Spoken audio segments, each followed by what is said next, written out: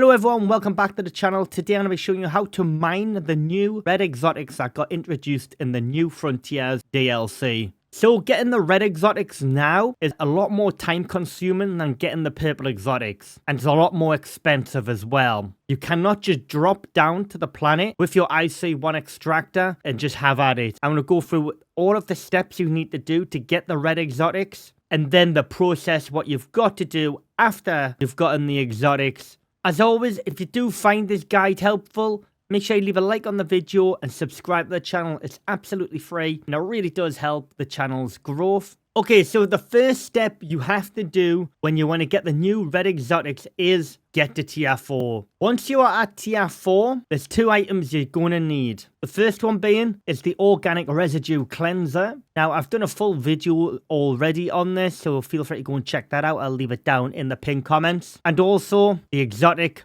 harvester. Now this requires 1500 power and this is what's going to harvest your new red exotics for you. As you can see, with it requiring 1500 power on site, you're going to have to take a biofuel generator with you along with some biofuel cans. There's a couple of ways you can go about getting the new exotics. First of all, I just want to address, if you are a solo player and you plan on going to do an exotics run on New Frontiers, you're going to find it significantly difficult. Why is it going to be so difficult for a solo player, you ask? When you mine the new red exotics, you get them in their volatile state. They're called volatile raw exotics. These are useless. You have to run these through the residue cleanser to get the actual exotic called the stabilized exotic. The weight of a volatile raw exotic, if you wanted to bring these back to your base, is 2.5 kg per one. Now, the cleansed version in its purest form is 2.0 kg. So no matter which way you look at this, they are exceptionally heavy. To put into context, one red exotic node has the chance of between 100 and 300 volatile raw exotics inside. It's complete RNG. So trying to carry all of them back as a solo player, you will have to do multiple trips. Because where some of the red exotic nodes are, it is not feasible to take a buffalo with you, for example, to move it all. It's just not feasible because of the amount of lava. So you are going to have to do multiple trips if you're a solo player. There was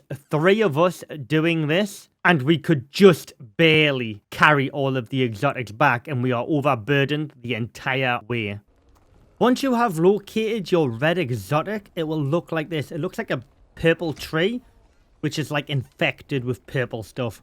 You can just go ahead and put your exotic extractor onto it, and it'll snap onto it like your IC1 extractor did with the purple extractors on Olympus and Styx. Now you will have to power this, remember. You will need a wiring tool along with a biofuel generator with a biofuel can. Once it's powered, it will get to work and it will start doing this. This is now gathering the exotics from the tree. This is where we need to start getting into raw numbers. Because if you don't have much time, I wouldn't recommend going out getting red exotics that day. One harvest takes 30 seconds to harvest one volatile exotic. So that means you'll get 100 volatile exotics every 50 minutes. So that's 25 minutes per 50 red exotics to harvest. The exotic harvester can only hold 50 volatile exotics at a time before you need to empty it. Okay, once you've gotten your exotics back to your base, you need to put them in the organic residue cleanser. Now, if you have no idea what this thing is, I have a full guide to it down in the pinned comments for you to check out. So what you need to do is, you just need to put all of the volatile raw exotics into this machine, and it will start cleansing them and giving you the stabilized exotics.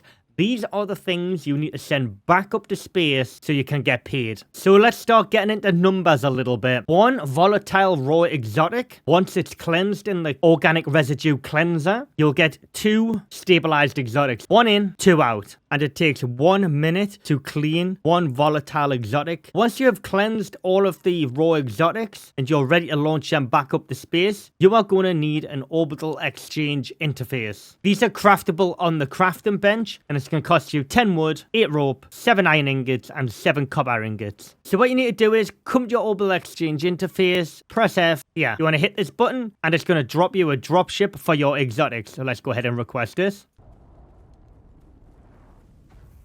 Alright, so what you want to do now is go ahead and put all of your exotics in here, like so, and then click Deliver to Station.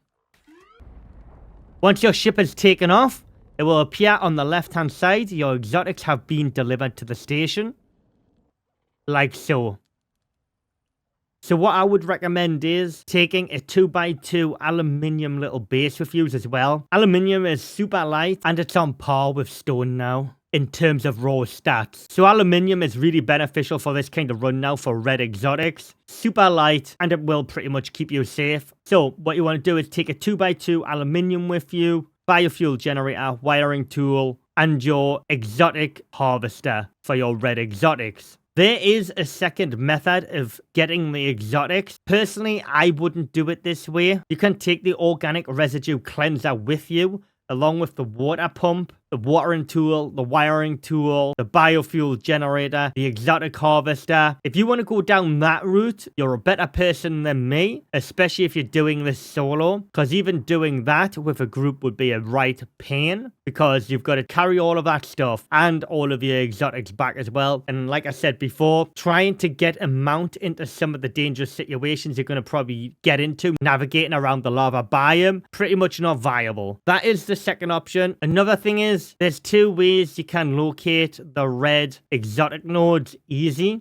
One method's easier than the other. The first method is using the biofuel radar. Now, I'm only saying the biofuel and not the electric, purely because you're going to be carrying biofuel cans on you anyways to power the biofuel generator that will power the exotic harvester. So it'll just be an easy transition between the two, but this will be another item you've got to carry on top of everything else I've covered in this video. Or the other method is go to ICARUSintel.com and just view where all of the potential red exotic locations are in the lava biome. Now, a lot of people don't like that method, but I think any little time saver, getting red exotics is a bonus.